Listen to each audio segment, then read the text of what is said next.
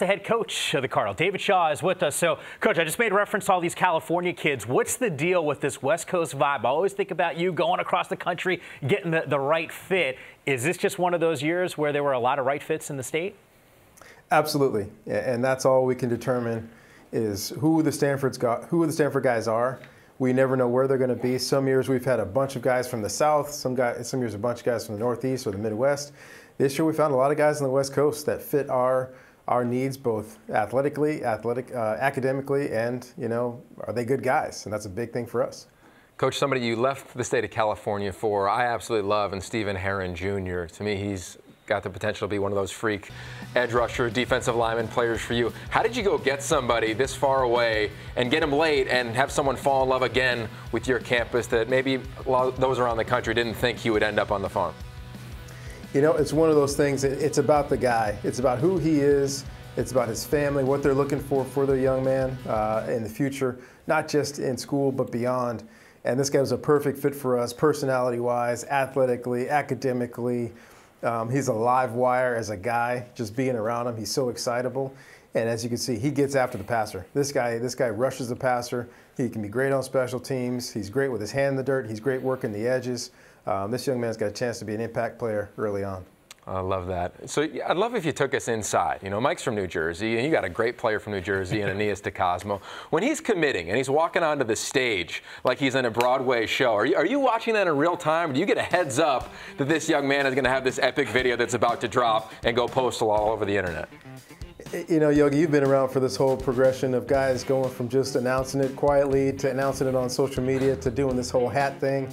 There's a whole nother level now that I don't think I'll ever completely comprehend, but the guys love it. They're fired up about it. It's one of those opportunities where if they have the stage to do something like that, I think the guys think it's funny, and then we'll get them here and we'll get to work. Coach, there's always a number of different elements to follow in a recruiting class, but given the way Stanford has won games over the last decade and the style of play, we all kind of come back to the trenches and how things have gone, specifically on the offensive side of the ball. Guys that jump out at us, Branson Bragg, Jake Hornibrook, and Walter Rouse. How do you feel about this class and what you've been able to accomplish this year with those guys? It was a big point of emphasis for us this year to address the offensive line. We've had so many guys. We have a few guys leave early. We've had a few guys that had to medically retire, grad transfers, etc. So we love who we have on the line, but we battle injuries also this year. And what we needed is depth, and depth with ability. And these guys, man, we've got guys that can play inside, outside. We got guys like Bragg that can play center or guard or potentially tackle. Walter Rouse has that length and athleticism, same with Hornibrook. So we've got a bunch of these guys that are not just one position guys, but they can play multiple positions. And today's college football with injuries and all those things that happen, we cross-train all these guys. Any inside guy is going to learn how to snap. Any tackle is going to learn how to play guard. So however they fit on the team, we'll get them out there and give them a chance to help us win games. Coach, it was so fun to call a couple of your games this year and see how you throw the ball down the field, specifically this year with all the explosiveness at the tight end receiver position. And you're going to lose some guys, as you know. And you also are going to gain some guys, as you know. Elijah Higgins, somebody you got out of the Texas community. How did you get him? Where do you think he fits into this offense with his frame and his ability to control his body down the field?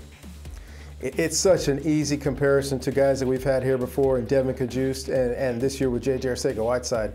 A big, physical, imposing receiver that's got unbelievable range when the ball's up in the air. He's also good after the catch. They did a lot of wildcat stuff with him where he's the quarterback running the ball. He was good after the catch. He's just so hard to tackle. But most importantly, when it becomes those money downs, the third downs, and you're down in the red zone, it's a one-on-one matchup nightmare for smaller defensive backs to try to take care of this guy. He's 225 pounds, great hands, great body control. He's got a chance to be an impact player. Coach, I know Yogi made reference to New Jersey guys, Aeneas, a Bergen Catholic kid, as am I. I just want to let you know you got one of the toughest dudes in the country, because if you come from B.C., that's got to be the case. So appreciate you giving us some minutes here, and congrats on getting another Bergen kid. I appreciate it. Thank you. Love those Bergen guys. We'll take the love. Thanks, Coach.